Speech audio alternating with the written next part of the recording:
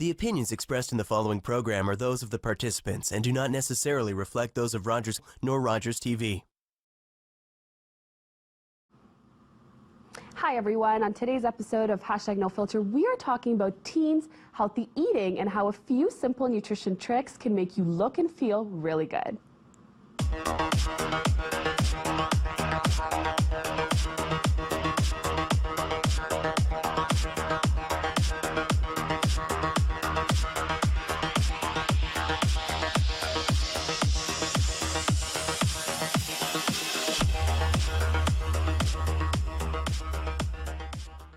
Hi everyone, I'm Ruchika Bindra and you are watching #NoFilter. Today we are talking about fad diets, healthy eating, and the life of a teen.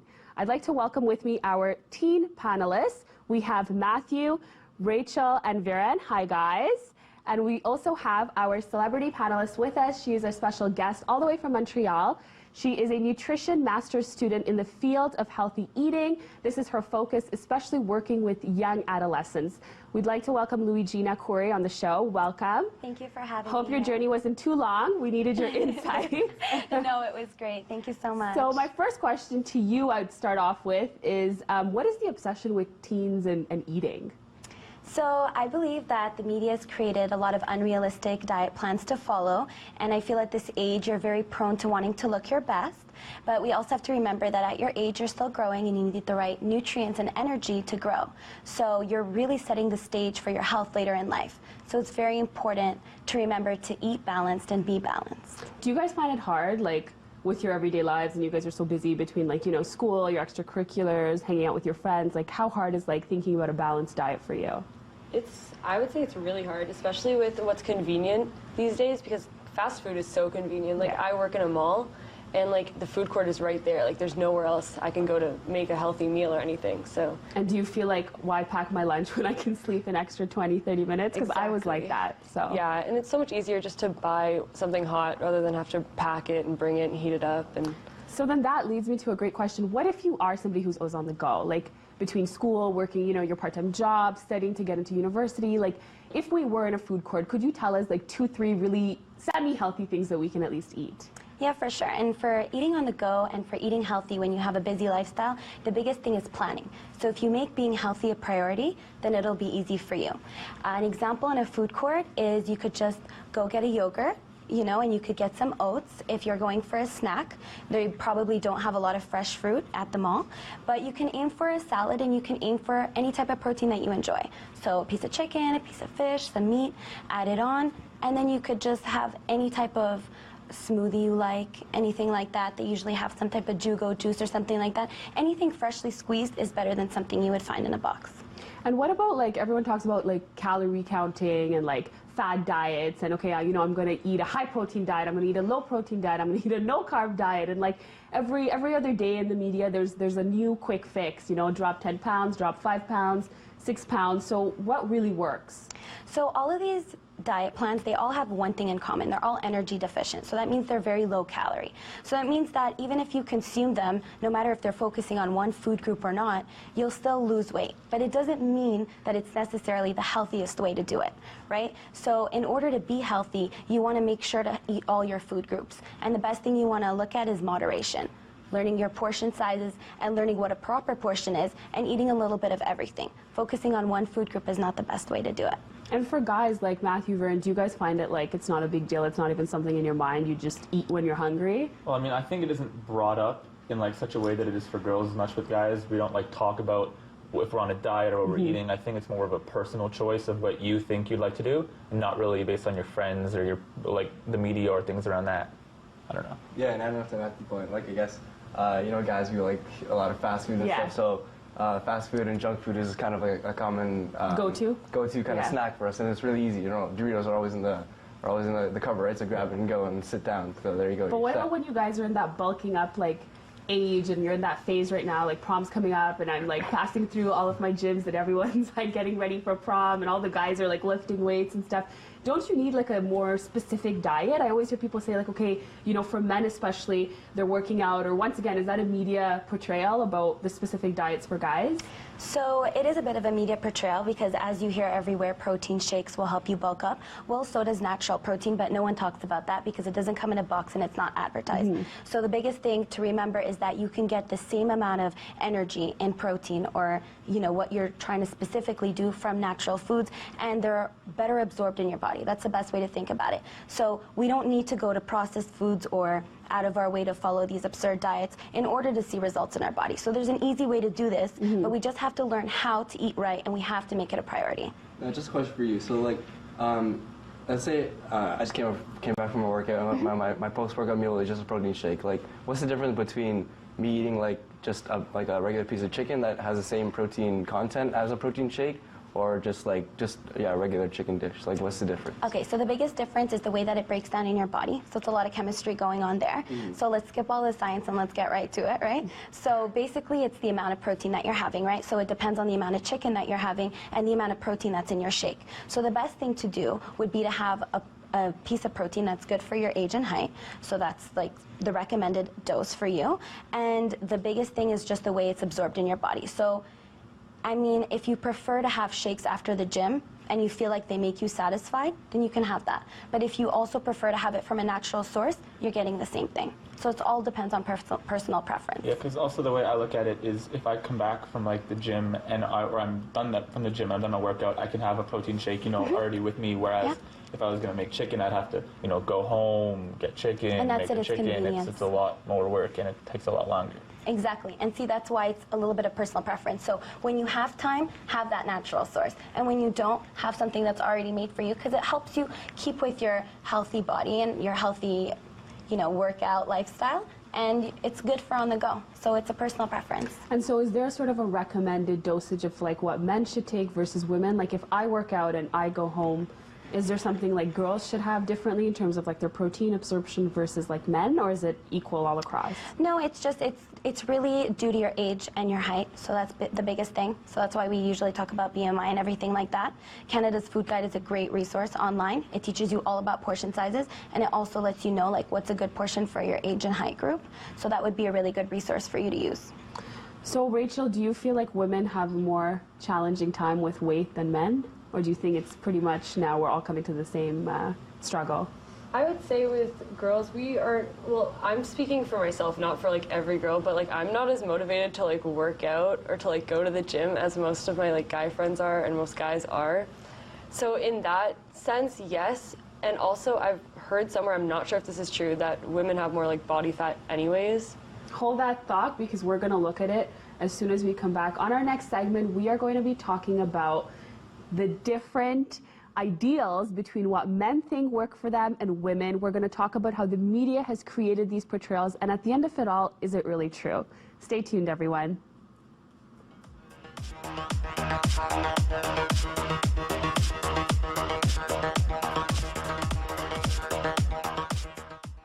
Welcome back, everyone. We are talking about healthy eating and the challenges of being a teen.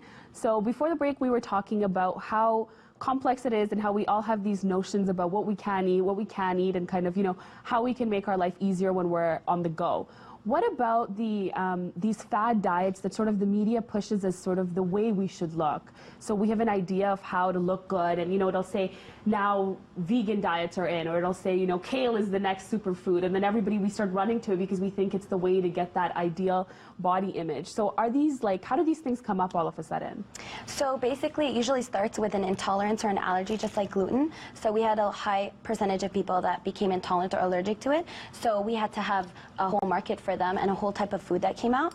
And so with this, they associated the idea with gluten and weight loss and everything like that. And this is where this fad diet was created. So usually it comes from the recent intolerances, so it's allergies. Not true that like I need to be on a gluten-free diet if I don't have a gluten intolerance. No, because you're going to miss out on all the fibers, you know? So, I mean, you don't want to become deficient in something because you're not allergic or intolerant to it, and you're just avoiding it because you believe that you will lose weight that way. That's not the case. And what about, I have one myth that I always get, and some of our viewers tweeted it to me. They said, what about being vegetarian versus not being vegetarian? Like, does it actually make a difference? Do you feel like you'll lose more weight with it? So being vegetarian, it's a personal preference, right? And the amount of calories you eat is basically the biggest difference in your body weight. So whether you're consuming calories in grains and starch or in whatever type of vegetarian they are, or the calories versus the calories you're consuming in a normal diet is more relatable than the actual fact of eating or not eating meat. Do you guys find, like now with prom and all the end of the school year madness in the air, like are all the girls, Rachel, like freaking out now because they need to get their prom dress and they're all like, let me go on this diet and let me do this food and let me kind of, you know, pull the Kylie Jenner outfit from like the MTV Awards or whatever? Yeah, definitely. Everyone is just doing anything they can to try to look their best for the summertime and for prom and for everything that's coming up, like going to the beach. And everyone's trying to use whatever diet they hear of to make themselves look better so they can, I guess, feel better. And so I would say, yeah, these fad diets are definitely affecting a lot of people. But they work, right? Like in theory, if I were to do, for example, like the detox diet and only have like lemon and cayenne pepper and water, I'll probably lose weight on the scale because Beyonce started it. So you would, because it's a short-term effect, right? Because they are energy deficient, like we talked about. So it is a short-term effect. You will lose the weight, but you won't keep it off, and it's not a healthy way. So you don't want to go that way. You want to really focus on learning how to eat well, learning how to have 3 balanced meals, and you know, in a way that's convenient for yourself. Maybe it takes a little more planning on your end. Maybe you're someone who's busy and needs to meal prep on the weekends. You know, you don't want to skip your meals. You know, that will cause you to overindulge. So you want to be mindful about that. You want to have snacks in between your meals, also to carry your hunger over to the next meal. And what about things like fast food that we like burgers or like sweet tooths, like if we want to have a cheesecake? Can you do that if realistically you're supposed to constantly be like thinking about eating right? How does that play into your food regime?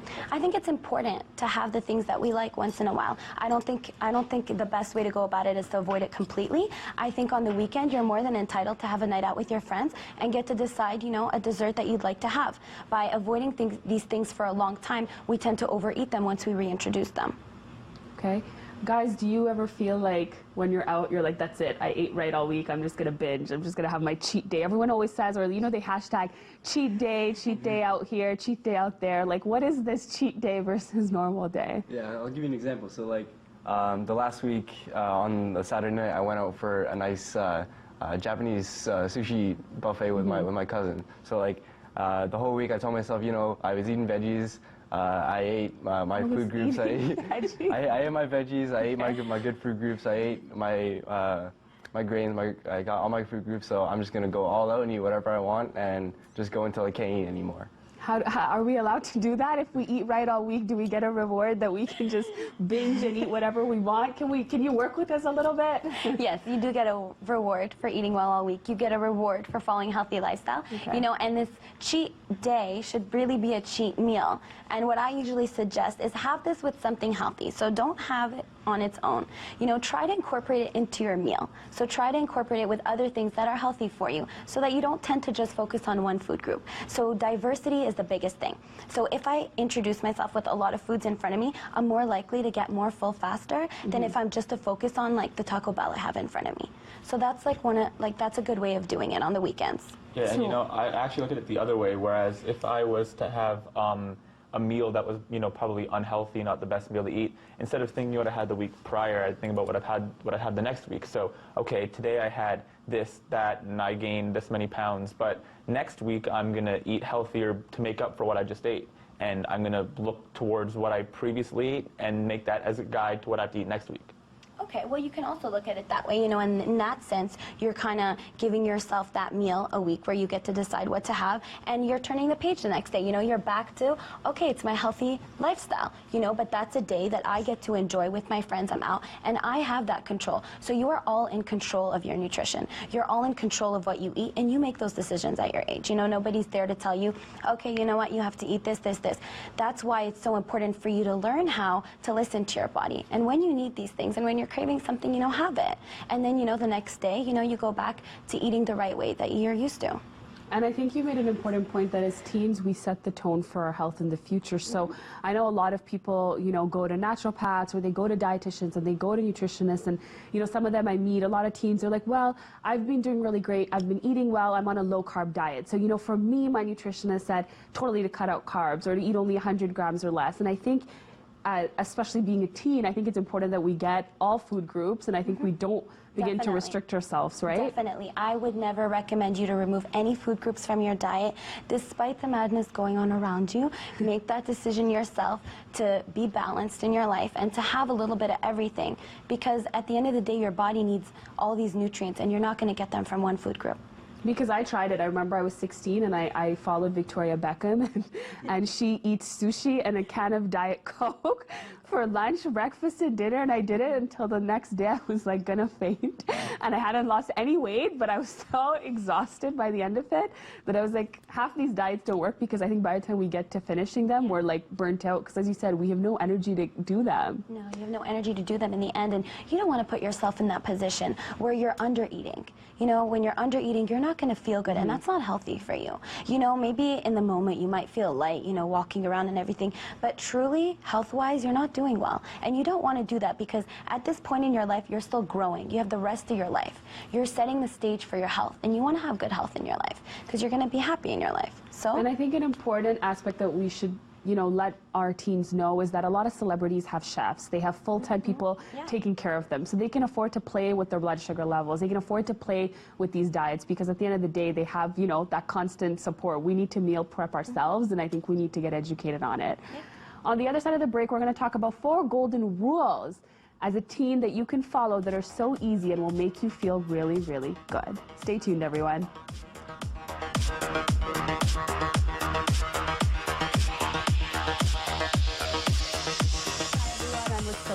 And we are watching #NoFilter. We are talking about teens and healthy eating. Luigina is going to tell us 4 golden rules that she has come up with for us to live a healthy, balanced life.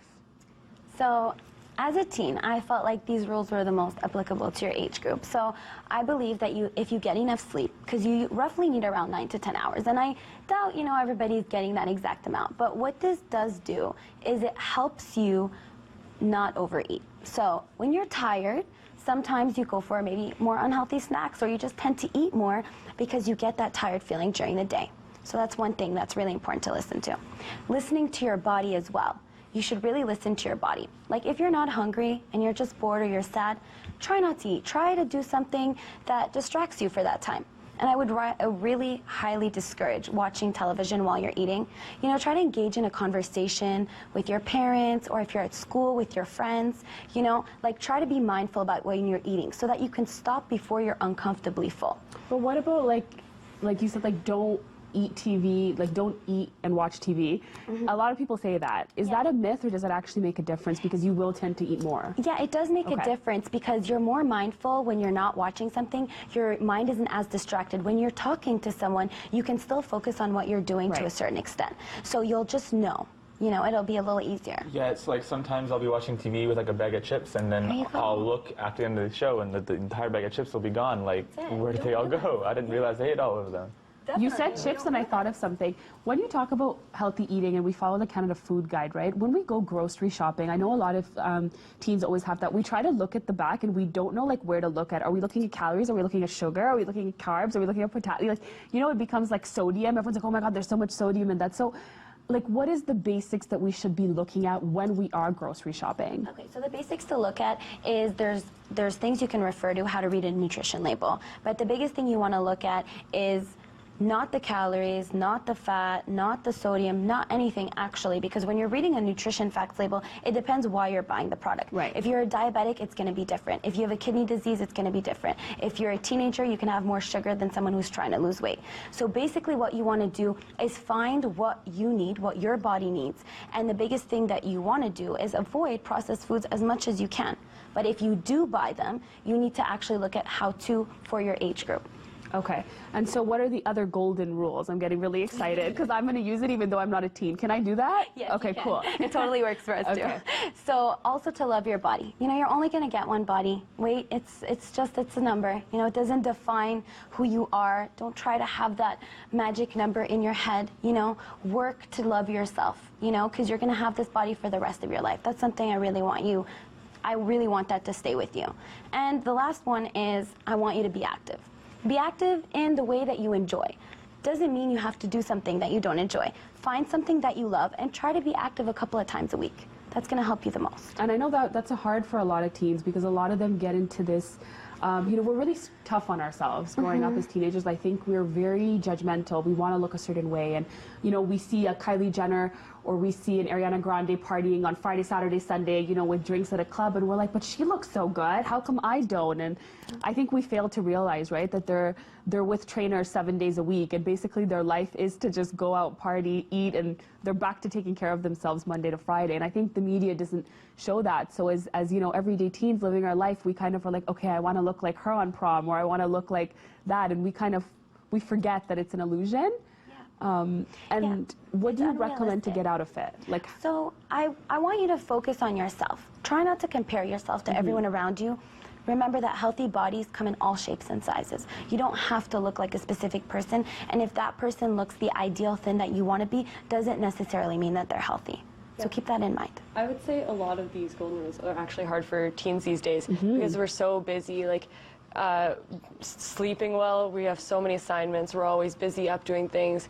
Being active, we're always stuck at home doing homework, or Netflix is a huge thing. And same thing with loving your body. With social media, it's like, I'd say it's like holding us back from loving our bodies. And just a lot of these golden rules just are difficult for teens to accomplish, like, because we're always so busy.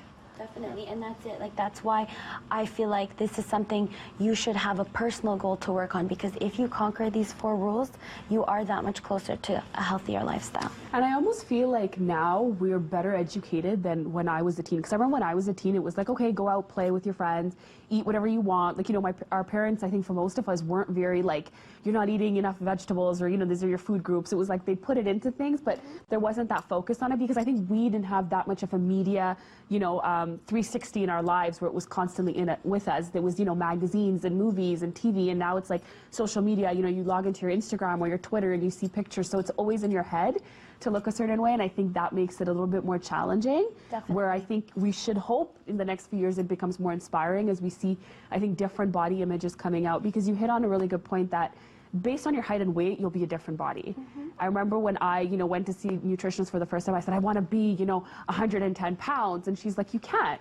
She's like, you know, you're 5'8" build. She's like, your body structure's made different. She's like, we can get you to be healthy and be at a good weight that's healthy for your muscles and, you know, bones to be shaping up. And I think for teens, that's something that we need to get a little bit more of an awareness. Yeah, I feel like we're almost over-focusing on it. Like, we're taking it to another level that we shouldn't. Like sometimes we just, like, people are taking these fad diets too far. People are cutting out things that they shouldn't be, that should be giving them the nutrients that they need. And, like, that's one thing that's definitely holding us back. And I think for guys, right, it's also this pressure where subconsciously they now have an idea of, like, how they think they need to look, and then they have an idea of how they think women need to look because of the media, and then women are kind of trying to, you know, live up to that expectation. So it's like, oh, I got to go to prom, and, you know, he's my prom date, and I need to fit into this dress, and I need to drop 8 pounds or drop 9 pounds. I remember when I was young, my first visit to a nutritionist, I said, I need you to remove 5 pounds from my body. And she looked at me and she's like, it's not a building block. We can't just start opening you up and doing that. But she goes, we can work on eating right. And ironically, my first nutritionist was you. And so trust me, I'm eating right now. But Ruchika, like you said, it's true. Not only for girls, for guys as well, right? You know, sometimes guys are also like, you know, I want to lose this much fat off my body and look like this celebrity, like this soccer player, like this. The imitation, right? The stress exactly. is constantly So like it's just the focus that we want, and like the goal that we have for ourselves is really, it should be something personal, not like you said, we shouldn't be comparing ourselves to other people. I think that's the most important. Thank you so much for watching #NoFilter. We spoke about, I think, some really key points, from 4 golden rules to, at the end of the day, just enjoy yourself, eat everything, love yourself, have a cheesecake if it's right for you, be active. And we'll see you on next week's episode.